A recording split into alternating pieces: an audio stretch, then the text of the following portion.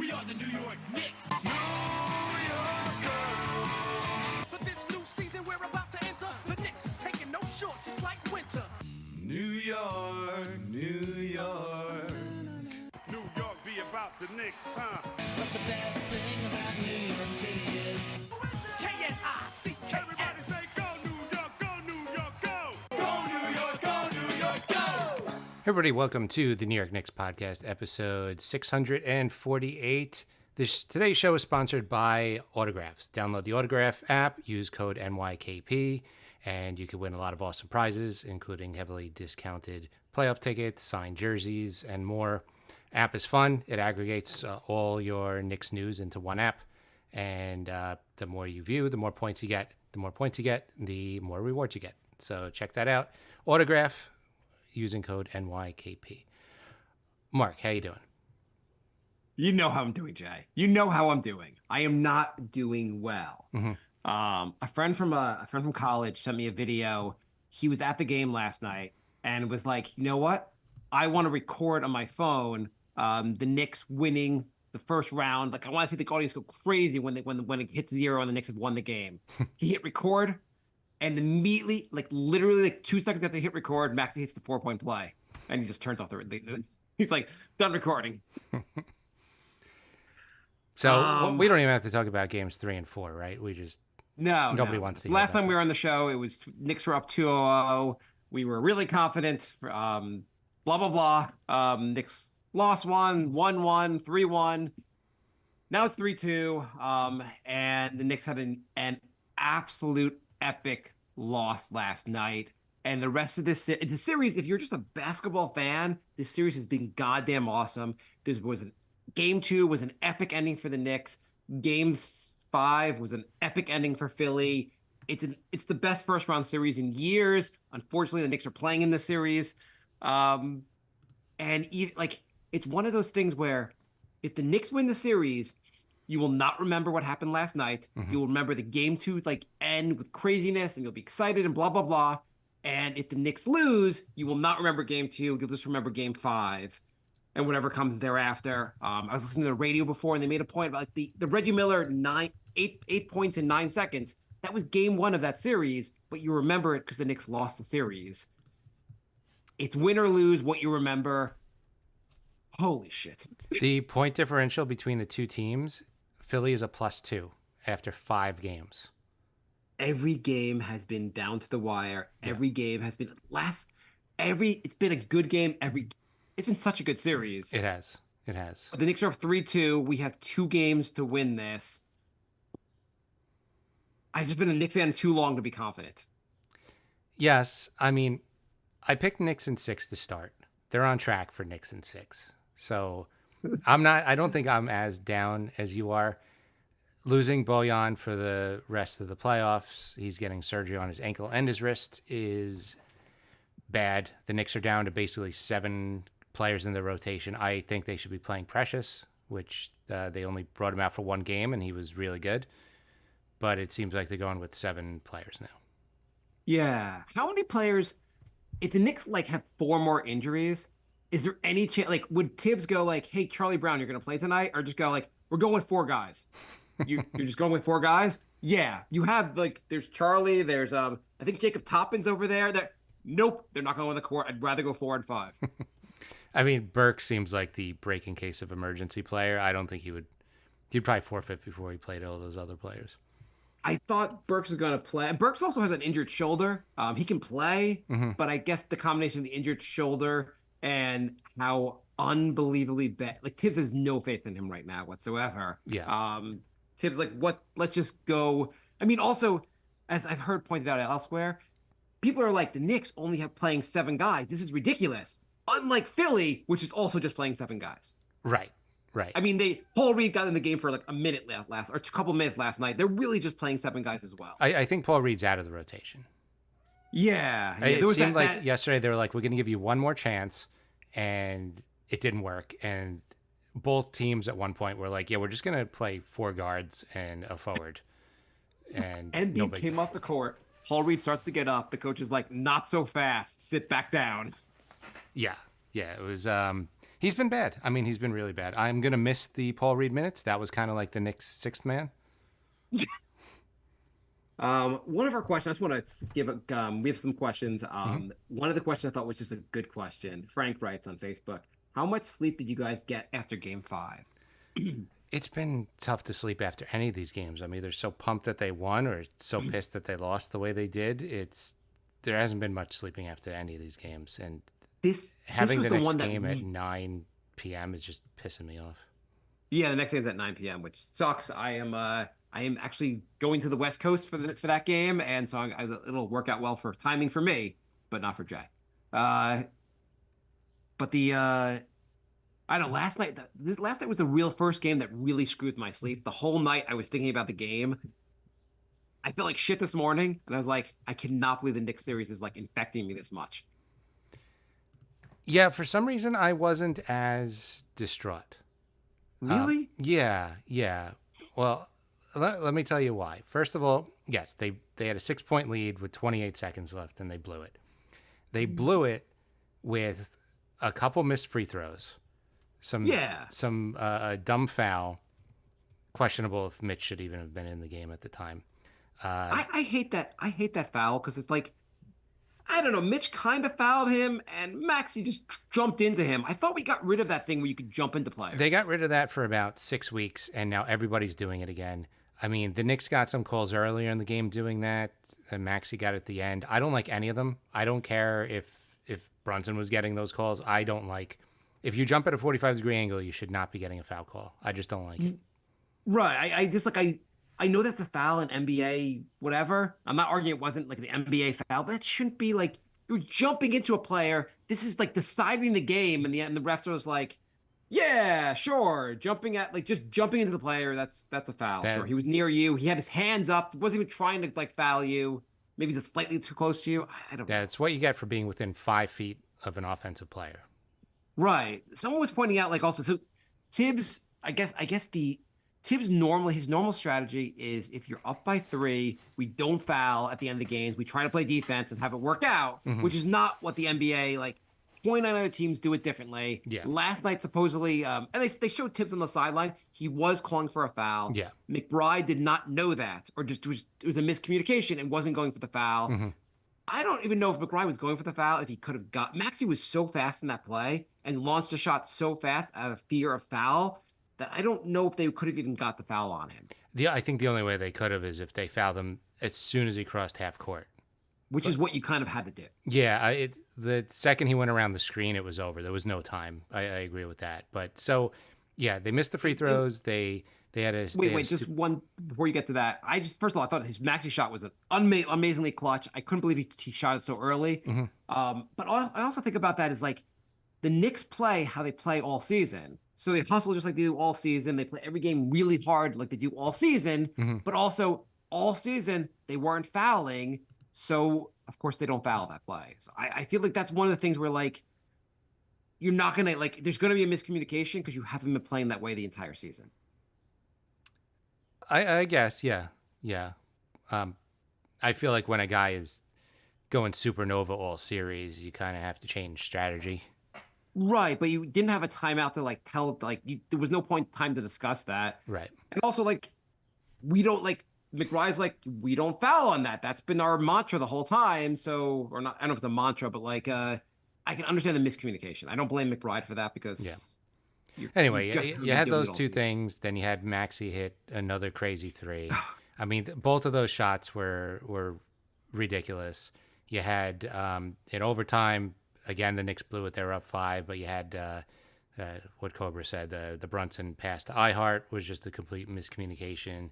You had just a couple more, just like, I don't know, fatigue mistakes, just like throwing the ball like where the player wasn't, which the Knicks are usually really in sync, but it seemed like they just had a couple like mental breakdowns. What was iHeart going to do with the ball? If Brunson got him the ball there, I mean, if Brunson, that was Brunson's fault completely. Like the center's going for the rebound and like thinking Brunson's going to pass there. Like Brunson almost never passes there. But you give the ball to iHeart. I mean, in theory, he's kind of open, but Embiid's standing at the basket. Yeah, he was. I don't know, 15 feet from the net, and between him and the net was Embiid. Not a good position to give Ihart the ball. So it was another weird decision. No timeout before the final play. I know they didn't want to get the defense set, but they didn't. That final play was just really bad. There was so many things went wrong for the Knicks to lose this game. That's why I'm not like totally distraught, because like 8 different things had to happen for Philly to barely win. I would say Maxi's not going to do that again. Maxi already did it like 3 times this series. He probably will do it again, but I feel like Embiid's knee looks worse every single game. Yes. He looks worse every game. I don't know. I have no faith he's going to look good next game. Is Embiid wearing an ice pack during the game? It looked like at the end of the game there was something like something on his knee. I was like, is he wearing the ice pack during the game? Yeah, I don't know if it's an ice pack, but he's got heavy padding. He looked like he tweaked it again in overtime, and he was really limping at the end. He got it out. He played some good defense in overtime. He didn't really most of the game, but in overtime he gutted it out. Dante's been bad most of the series. I don't expect him to all of a sudden forget how to shoot. I don't know. I just feel like the Knicks are still up 3-2. They have 2 shots. They have a lot of things going their way. I'm not like I'm going to be completely distraught if they lose Game 6, but I feel like the series is still completely in control and theirs to lose. My only concern is that they're down to like 7 guys they're playing, and they're playing crazy minutes. But Philly's also doing that, so. There's a lot of cause for concern. I mean, in the big picture, you're right. They're up 3-2. Philly would have to beat them 3 straight games to win this series, which is really hard to do. There's a decent chance the Knicks pull off one of these games. There's a decent chance also Maxi's been awesome, but the shots he's hitting are some circus shots. Like, there's a chance Maxi's going to be off one of these nights. Even if he's not off, if he has like a 35-point game, they're probably losing. Like he's been needing over 40 to even have a chance at winning. You know what's crazy? Also, I was just thinking about this Philly team. Like, they started out the birth of this team is trust the process. Where the theory was the best way to become good is to lose every game, get a top draft pick, do it a couple seasons, build up a base, and that's the best way to do it. Yeah. Fast forward, what are we, 10, 15 years after trust the process started? Yeah. And the best player on Philly is a guy drafted like 21st in the draft. Right. That is kind of ironic. Because Maxi is maybe a healthy Embiid's better. I don't know. Maxi right now is the best player on that team. Yeah. Shimmy said Mitch playing drop coverage was really dumb. I'd say as dumb as committing the foul. Awful coaching YouTube channel did a really great breaking down of the game. Yeah, it was Mitch always drops down on the screen, and I don't even know why he was in there. I really feel like it should have been Ihart or even Precious. Like he would have got killed for putting in Precious there and having not played the whole game, but I think Ihart should have at least been in there. I agree with you in there. So the thing with Precious is you really can't use. I mean, if Josh Hart can play 48 minutes, which apparently he can mostly, if you're going to leave the guys in there for longer minutes, the problem with having Precious in there at the 4 is you give up too much on offense. It doesn't seem to work. The Knicks generally, as of late, have gotten killed when it's Precious plus a center on the floor. So Precious can really only play in the center position. Yeah. But, it worked really well in Game 4. The 4th quarter of Game 4, Mitch is out. They have Precious in. They have OG guarding Embiid. It seemed to really work. Precious has some athleticism that Mitch doesn't have right now, just because of Mitch is still not fully healed from his injury. I gotta think it's weird to have gone away from that strategy. I don't know how big of a difference that makes because Max is hitting everything. But I feel like you might want to try, if you're gonna get anyone rest, use the centers a little bit. Like have Ihart out there for a few less minutes, have Mitch out there for a few less minutes, and give Precious a shot at center because it worked. I don't know. Yeah, I know small sample size, but it looked to really work. And especially really if Embiid is as hobbled as he is, he was at the 3-point line most of the game, where Precious is just as effective out there. It's not like he's Right. getting bullied under the net because most of the game Embiid was just hobbled so much he was just trying to jack up threes. Well, you could also just have you could also have OG on Embiid, like they were doing in the fourth quarter of the game before, and have Precious on Batum or someone else. That'd be Yeah. totally fine as well. I don't think OG guarding OG's awesome. I don't think him guarding Maxi's the answer. I don't think he's really quick enough to guard Maxi. Or slow him down. No one seems to slow him down. But I feel like McBride is the best guy on him, and really McBride and Dante are the ones that need to like try to keep him in check. Cobra says start Deuce over Devo or start Devo and maybe more minutes for Deuce. I think more minutes for Deuce, but I think if you don't start Devo, you're causing an unnecessary problem. Like I feel like you're like suddenly like Devo now there's less faith in him. Like his role, you don't need his confidence shaken anymore. You can also play him for 5 minutes, bring in McBride. You can go back and forth a little bit. I agree. You don't want to shake Devo's confidence any more than it's been shaken. And also, you don't want to send a signal to the 76ers that you're hitting the panic button and making changes. Also, you need like McBride's been playing well as far as scoring, but Devo can get hot from three. I'd like to make sure he gets a few threes early in the first quarter. If he gets hot for three, that makes a huge difference in the game. Devo's also had a few nice defensive plays. He gets a bunch of steals. I think he'll snap out of it. I would say play Deuce more minutes, but I think he played 33 minutes. So it's not like he's not playing a lot. Everybody's going to get a lot of minutes because there's only 7 guys playing. Right. In some ways, also, you'll have Devo out there and McBride out there. When you're going to rest OG, you have to find a way to give guys some rest. You could give Brunson a little more rest. Not much more rest. I don't know. I mean, like I feel like it's game 6, and like Tibbs is like, you guys have been playing too few minutes. We're gonna up the minutes for the last one. I mean, you don't want to go to a game 7. So I think this is going to be like, they're going to play this game like it's a game 7. Do you know the last game 7 that the Knicks played at MSG? In the playoffs, you mean? Well, game 7 of the regular season, Jay? That's a good point. Was it Houston? No. It was that wasn't home. It was Indiana 95. Ah, okay. Well, they won that series. No, they didn't. No, They didn't. Isn't that the series where the was that the 8 points? Was that the finger roll series? Yeah, that's what it was. The finger roll series. That wasn't a Anyway, good series. whatever. It was also like, I mean, I'm glad all the ex Knicks were in the build, not ex, like former Knicks players were in the building. It just was, to me, like when Maxey hit the 4-point play and they could immediately cut to Larry Johnson, I was like, oh, God damn it! I know. Like everything is being used against us. I know. We were saying we had the 8.9 seconds moment, and now we had the 4-point play moment go against us. So The when McBride hit that jumper from the middle, like in regulation, like I thought the game was over. I imagine you thought the game was over also when he hit that jumper. I was on a text chain with some people, and like 3 of us like texted in a row, deuce, deuce, deuce. And so someone pointed out this morning, like the game pretty much ended by after the 3rd deuce in our text. Like the game immediately ended. I mean, honestly, if Hart hit that first free throw, the game, we're not even talking about this. We're not having this conversation. We're like talking about how the Knicks won in 5 and on to the Pacers. Why doesn't Brunson hold on to the ball there and get fouled?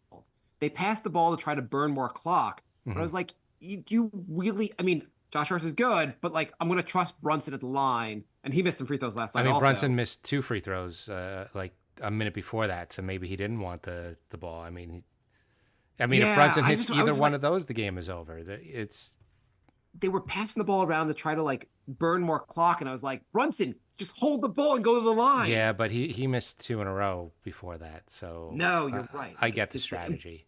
And early in the game, Brunson missed 2 when he went to the line. Like it just the missed free throws have also just crushed the Knicks. Yeah, they shot 60-something% from the free throw line, like, and that was the difference in the game, really. So yeah, that's why I'm not super. I saw some people saying this was like the worst Knicks loss in history. I'm like, well, you definitely weren't a Knicks fan in the '90s because Starks 2 for 18 or 8.9 seconds. I would or Ewing finger roll are all ahead of this. I would say. I mean, even second round where when Carmelo goes up and Hibbert blocks him, I feel like that was more like Yeah. this is a traumatic loss, but like at least that was second round. This is first round. Like if Also, the those Knicks were are all just like series enders. This is like the Knicks still have 2 cracks at it. yeah. So Philly, they can't get anyone to go to their games apparently.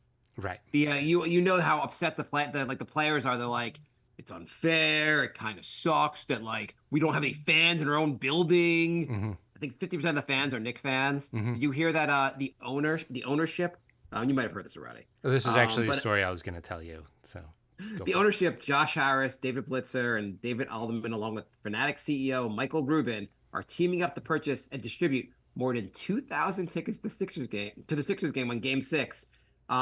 Tickets will be distributed to first responders, healthcare professionals, community groups, and other local Philadelphia people that don't want to go to the game. I mean, that's Pep very Miami. nice of them, but it's also kind of funny that they have It's no kind faith of like 76ers fans buying tickets. First of all, there's well more than 2,000 seats to buy. I think it's pretty funny that they're buying they're buying 2,000 tickets. You're like, dude, just you can't sell these tickets. Your fans just don't want to go to the game.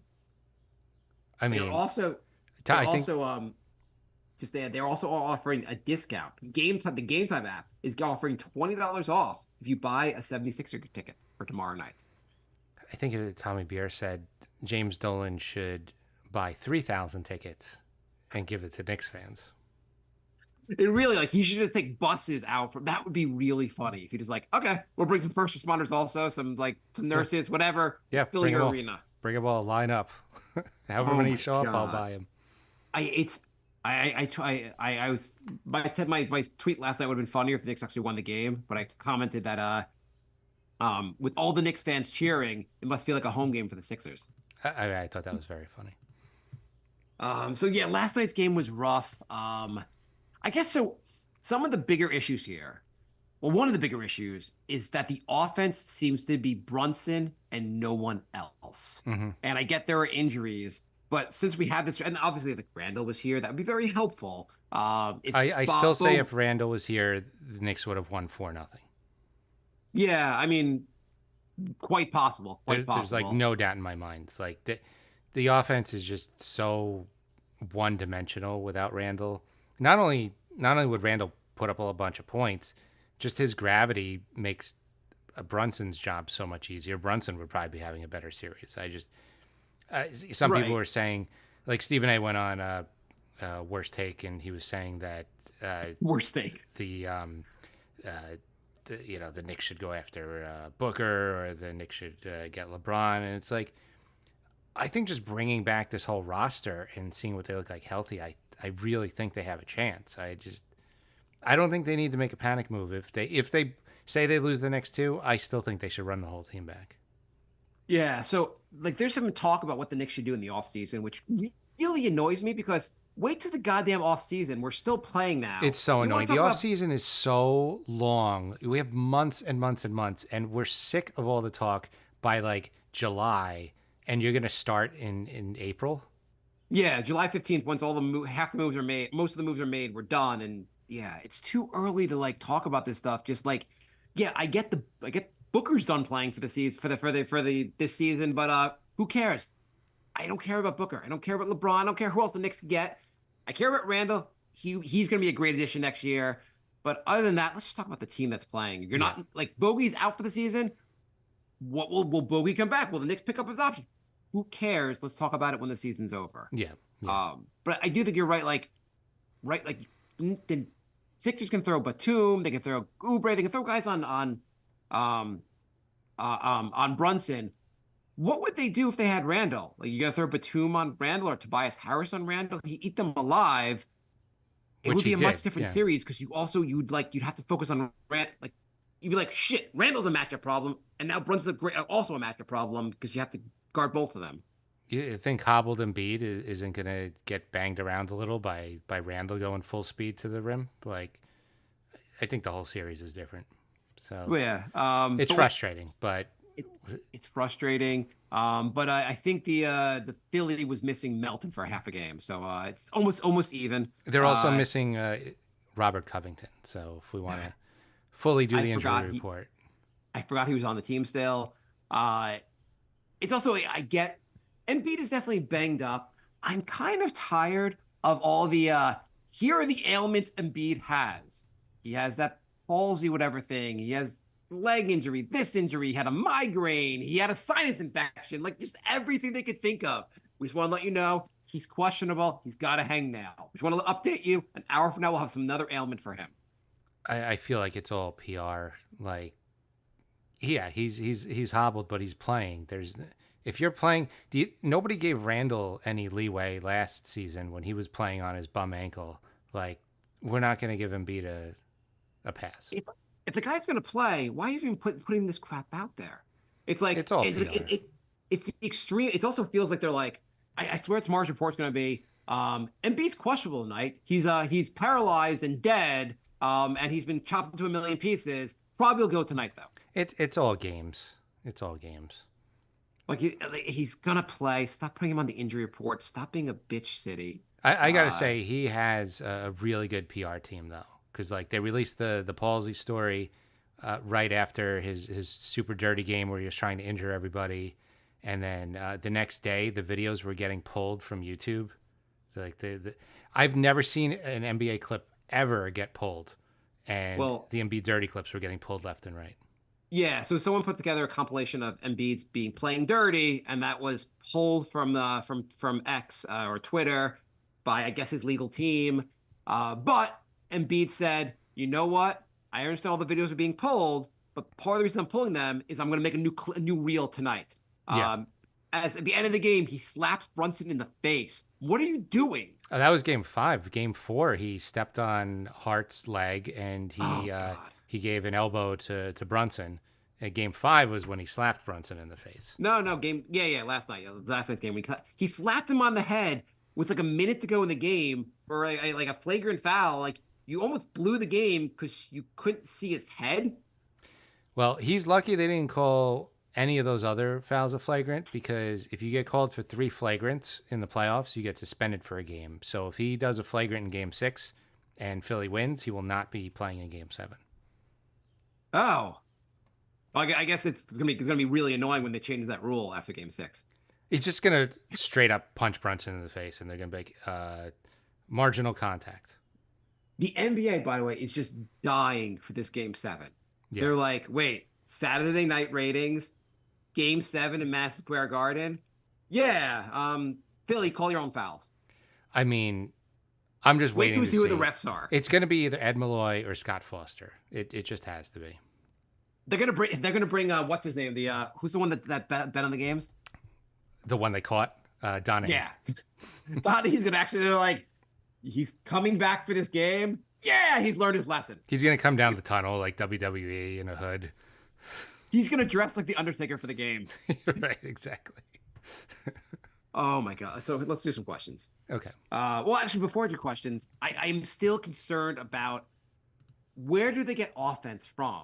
So obviously Brunson's Brunson, but he can't do everything. Yeah. Josh Hart can't be our number 2 scorer. No, that's not good. But Devo's going to have to snap out of it. We've had pretty good minutes from McBride. OG's been more aggressive lately, so he's got to continue that. You need a couple points for your centers. Like Hart in what is it game? Which game did he hit? They hit like 6 points. He had a couple of those floaters. Yeah. He's got to do that. Yeah, that was game 4. Embiid wasn't coming out more than 5 feet from the basket. And so Ihart was standing like 7 feet from the basket and just doing floaters over him. And Embiid wasn't jumping to contest them. I don't know why they went away from that. Also, when Mitch went in game 5, the very first 2 plays he was looking for a lob, and they did not. They jacked up terrible threes instead of lobbing it to him.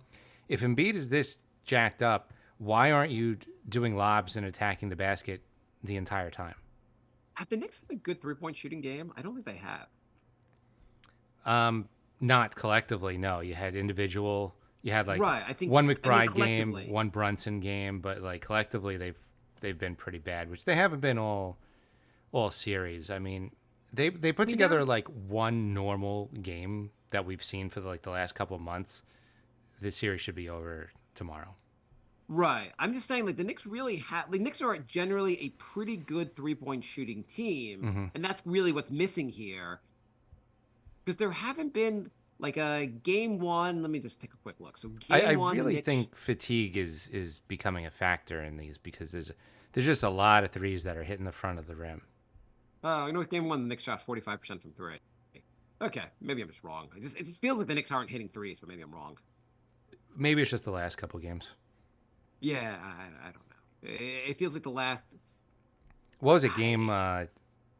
Is it game 3 or game 4? They missed like their first 7 or 8 shots. It was just they've been getting off to the worst starts, like Holy shit! down by the 10 first- almost immediately, and then they have to claw their way back. It's so annoying Someone- watching that every single game. Someone posted. They were like, you know what? I know when we can play Burks. Why don't we post him? Why don't we play him in the first 5 minutes of the game when we just give up a 10-0 lead anyway? Right. Yeah, at least we'll have fresh Um, legs by the end of the game. So game two. Okay, so let me see. Game two, the Knicks shot so 45% in the first game. Game two, I feel like they did not shoot well. 33%. Yeah, that's bad. Game three was definitely poor. Game three was. I know it's interesting me clicking around and stuff, but 43%. Okay, my narrative's just off. I mean, I guess they lost that game. Okay, whatever. Feels like the threes aren't falling. I don't know. Here's some questions. Oscar writes, did the Knicks collectively switch off after the deuce bucket? I mean, it seems like maybe they thought they had it in hand and then just made a lot of just stupid mental mistakes. Maybe they were already thinking about the next series. I don't know. They don't usually do this kind of stuff. It was very like like Tibbsy for them No, to I make mean, that usually, many mistakes. the series felt over with less than a minute to go. But after McBride hits that shot, you're like, it's over. We won the game. And just, we're celebrating. I mean, it's stupid to be celebrating there because you clearly the Knicks know that now. But like, I get why they were celebrating. I get why they thought it was over. Yeah. You didn't like. You're like the course of events that happened right after there. You're like, I guess you don't think Maxi's going to run on the court, hit a 4-point play. After that happened, I've never heard the Garden so quiet during the Hart free throws. You could hear like individual people talking. Like You just assume It's if they hit weird. a three, you're still up by 3. You're going to get the free throws. They'll hit at least one of the 2 free throws, and it's still going to be a 2-possession game. That was just rough. I guess obviously going forward, they'll play all 48 minutes. Darryl writes, I got a bad feeling about this. it's all right. Most people pick the Knicks in 6 before the series. The 6th game hasn't happened yet. I think they'll You're be not fine. nervous. You haven't. I know you're not nervous, Jay. But if you're not nervous, you haven't been a Knicks fan long enough. I am a little nervous, but I'm not like, oh my God yet. I feel like as fluky as Sixers fans feel game 2 was, I feel like game 5 was even more fluky. It's with down to 7 men. It's really hard to believe the Knicks could win it all or beat the Celtics. But it's round 1. You're up 3-1 against Philly. It feels like a very winnable series. And round 2 feels very winnable because the Bucks and Pacers look like a doormat for the next round. The Bucks are missing Giannis and Dame. Basically, and the Pacers are like, we need more. You need to have more players missing for us to beat you. I mean, the Pacers just got spanked by the Bucks without Dame or Giannis, which is insane. Just It was the Bobby Portis game. Yeah. They're like, oh God, they have Hall of Famer superstar Bobby Portis. What can we do? so that series seems very winnable. And Porzingis just went down with an injury that has had Giannis out all series, and Porzingis seems to take way longer to heal than Giannis. So I don't know. Like a Celtics team without Porzingis, I feel like is beatable. I don't know if we can beat the Celtics. I think KP will be back. Who knows? I just want to get to the conference finals. Just get there. Let's get a and little then see what further every happens. year. Yeah, semifinals and then Yeah. conference finals and then NBA finals the following year. Daniel writes, to be or not to be Knicks fan? That is the question. Why did Mitch play drop coverage on that last play? Why foul? Just comments below. Hart's defense and rebounding were bad. Missed free throws. Brunson's boneheaded plays in overtime. Tibbs has to call timeout to let him rest. Yeah, there was just so many things that went wrong. I mean, Mitch always plays drop coverage. Tibbs challenge in overtime where they're like, yeah, you're right. We called the foul on the wrong guy, but you guys still got a foul. I'm like, God damn it. We got a challenge just to switch who had the goddamn I've foul never call? seen a successful challenge that still screwed the team. Like that was a first. I didn't disagree. Like there was they're right. They were right in the call. It's just freaking. That's what you. I didn't know you were even allowed to do that. I thought you were just looking at if that was a foul on that person. I didn't know you could look at other people and. It seems to me whatever you can do to screw the Knicks, the refs are allowed to do with those challenges. I mean, can't they just look in the background of some other challenge and see Lowry like sticking his foot out or something and call that? Right. My understanding is you're not allowed to call other foul. At least my understanding was you're not allowed to call. Right. If Lowry was in the background beating the crap out of Brunson, you were not allowed to call that because that's not what's being reviewed. So you're just reviewing this one foul. You can't call the other foul. It's very strange. I'm waiting for the next game where like they're gonna review the play and they're like Knicks successful challenge. But we also during the review we noticed that in the first quarter Dante's foot was on the line, so we're taking a point off for that. Right. But successful challenge.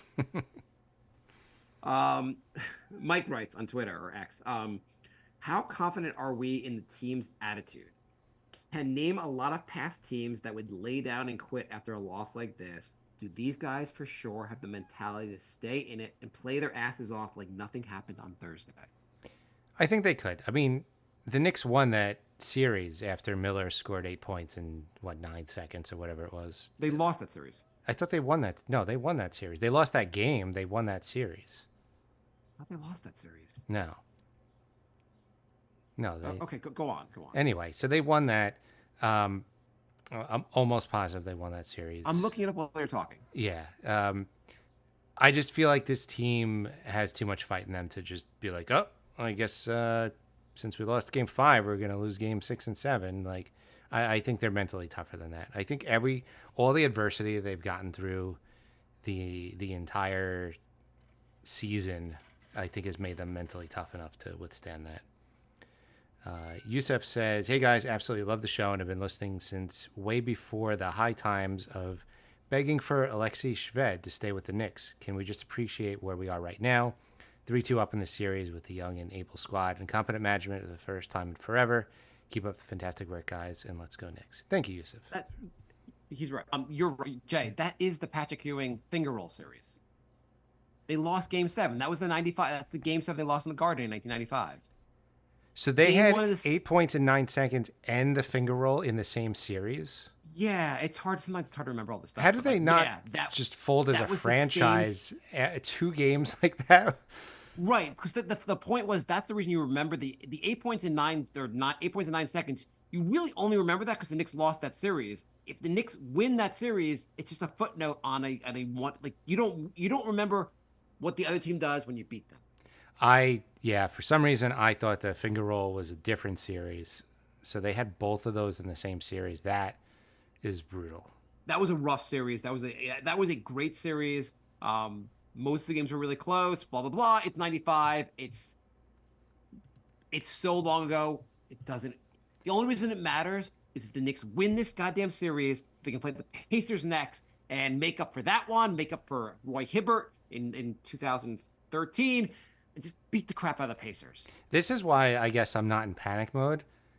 Well, for 3 straight years, we had the Starks 2 for 18, followed by those 2 we just talked about, followed by PJ Brown body slamming Charlie Ward and half the team getting suspended. That was 3 years in a row of just like, this is our year, except this really ridiculous once in a lifetime event happening.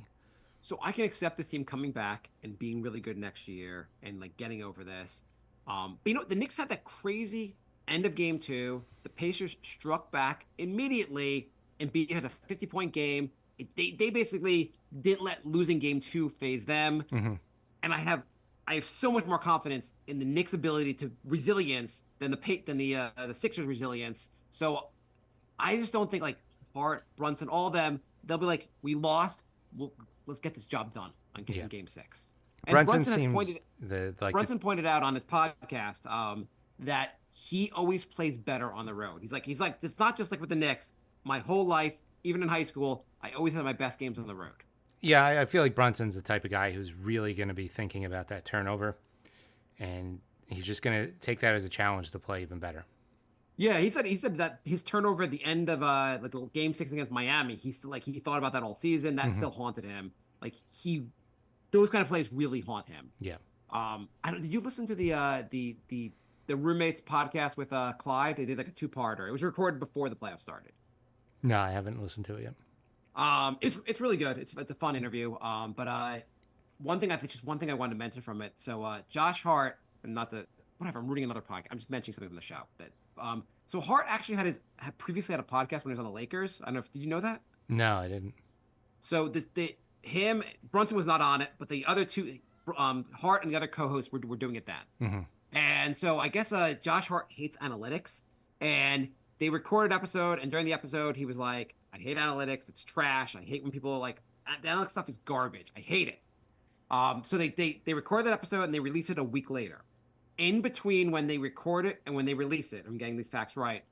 Frank Vogel is hired by the Lakers. Frank Vogel is a analytics coach. So he gets hired right afterwards. This episode comes out basically where Josh Hart bashing analytics, and the Lakers, the management's all like, "What the hell is this Josh Hart doing?" And they had like a sit down with him, and he's like, "We recorded the episode before I even knew he was going to be the coach. I'm really sorry."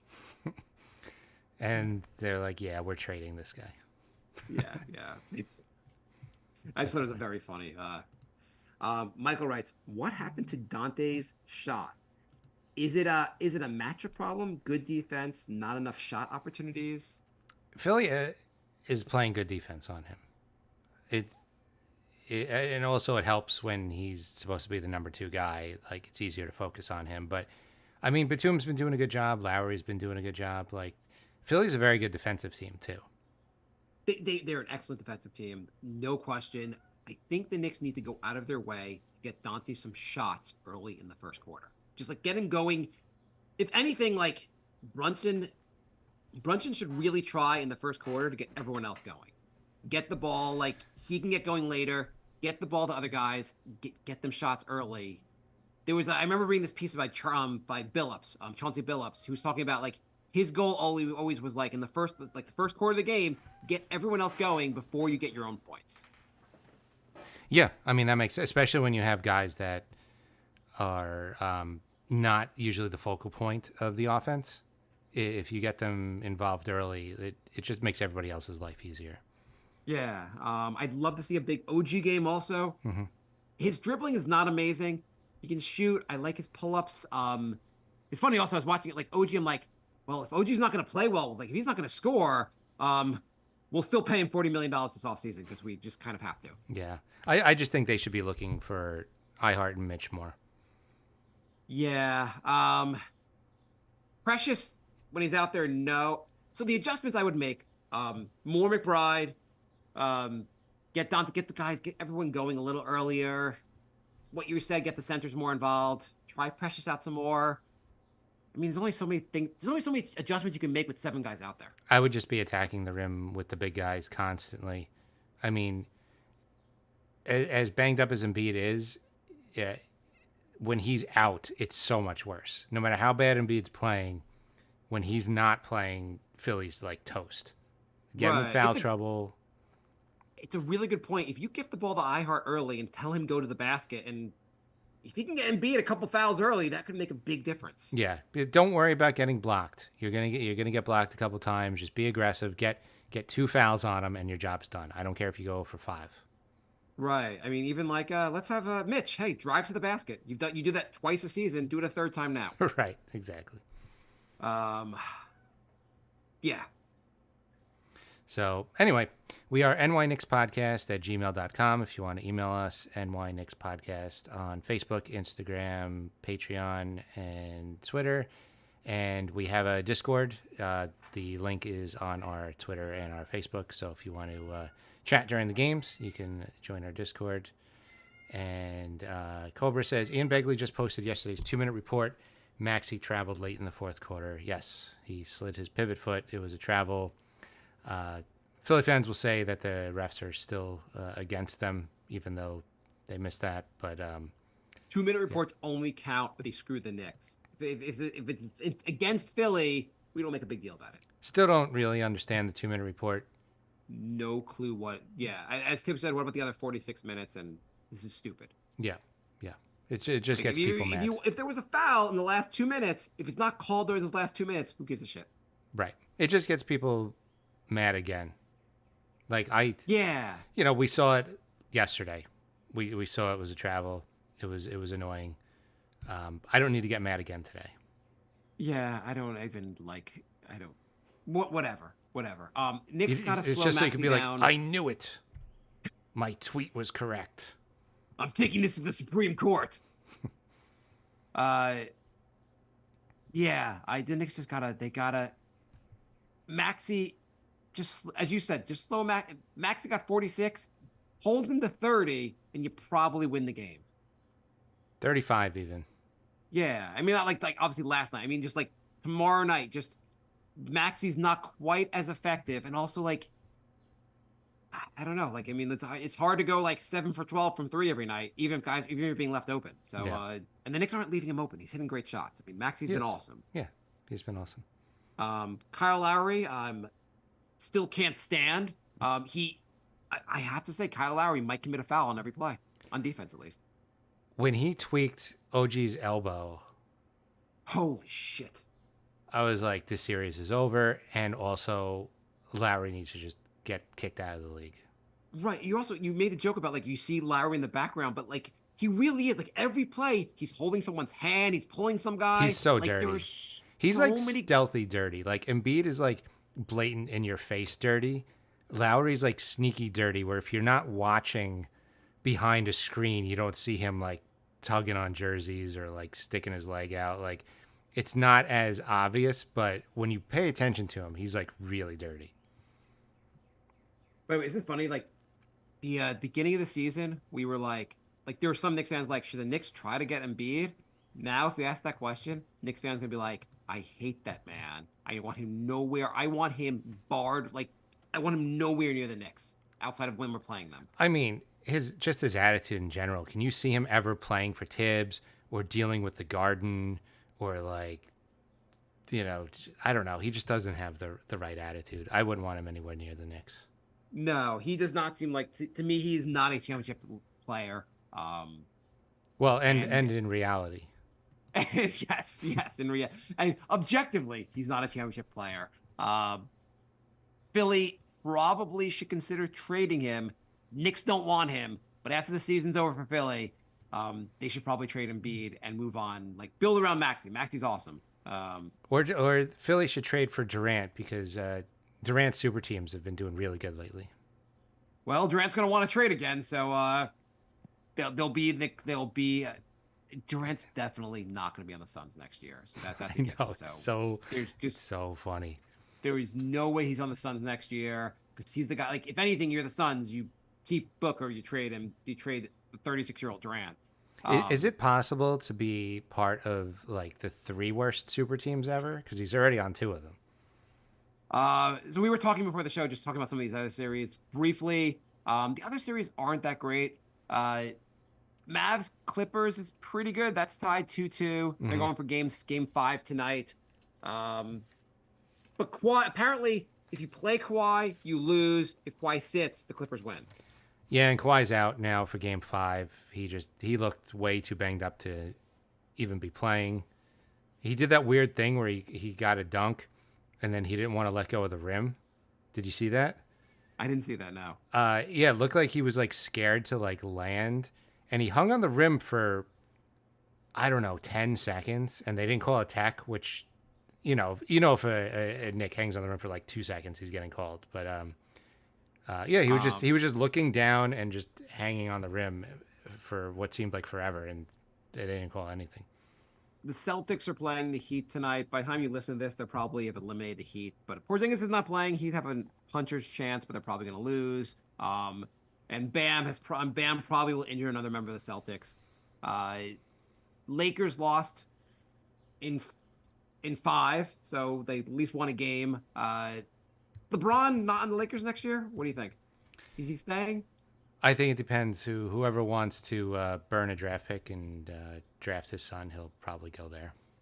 I think LeBron's going to be like, I want to compete for a title, and there's just no way I can compete on the Lakers next year. Like, we're not winning it. So, also, what are the other series? OKC eliminated the Pelicans. Not a surprise.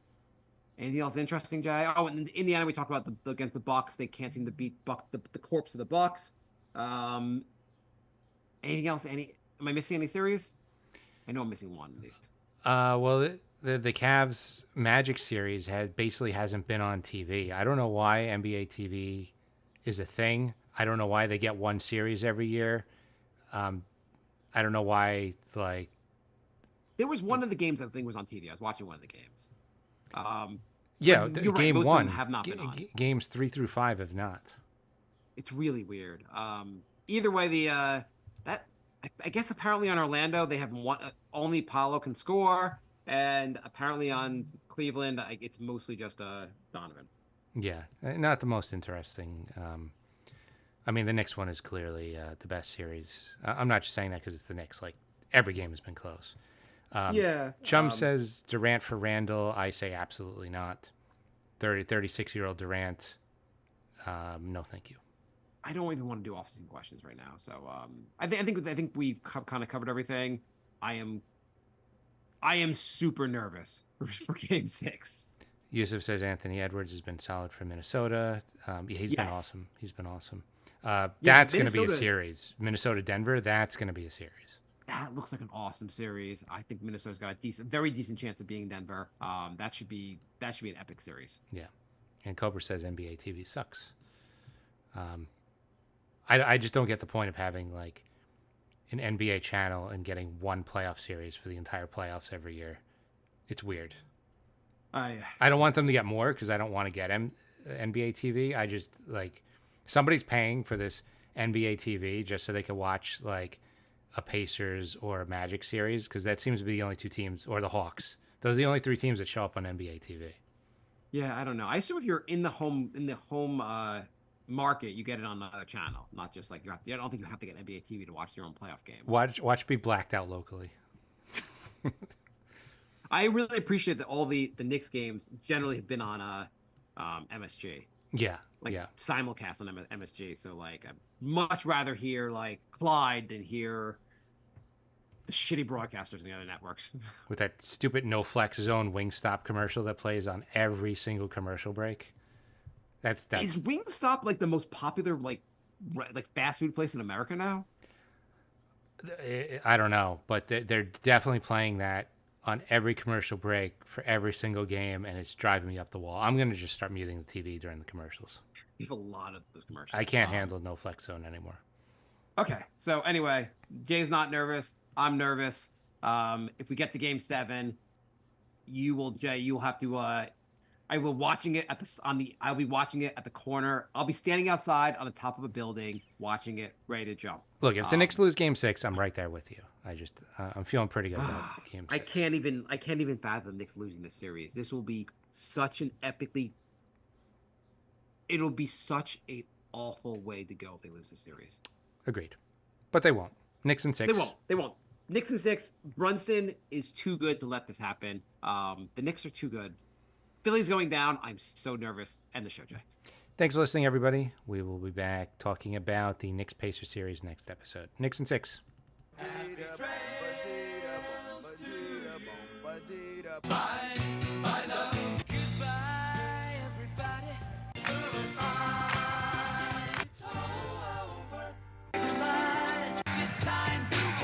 This is the end.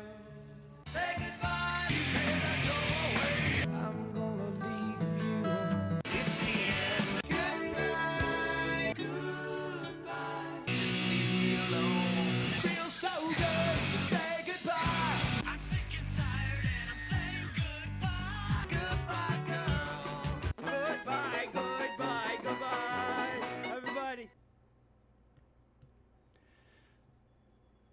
All right. Yeah, I'm definitely gonna lose my mind if they lose next game.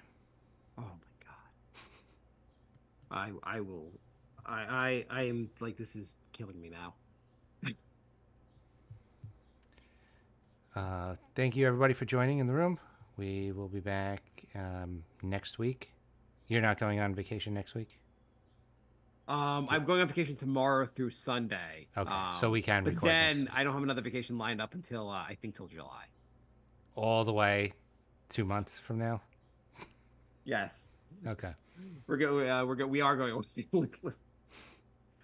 You've been to the Cape? You've been to the Cayman Islands, Grand Cayman? No, I haven't. Liz and I are going away there. I am next year. I am gonna make a tick mark every time you go on vacation. I swear it's like 6 or 7 a year. I know you say it's 2 or 3. I don't believe you for a second. I'm not making a good case this week. I think you've been on 4 vacations this year, and it's only the beginning of May. Well, I was away in Killington, but that was December. Then we were in Costa Rica in February. Then just in Disney, and I'm going to Seattle tomorrow. Okay, so 3 with the 4th Yeah, lined so up. 3, Jay. I don't know. You're exaggerating. You're on pace for 6. Okay, so like 4 with Cayman. Probably will go away skiing at the end of the year. That'll be 5. I'm sure you'll squeeze another one in there somewhere. Anyway, yeah, we'll be back next week. Thank you, everybody.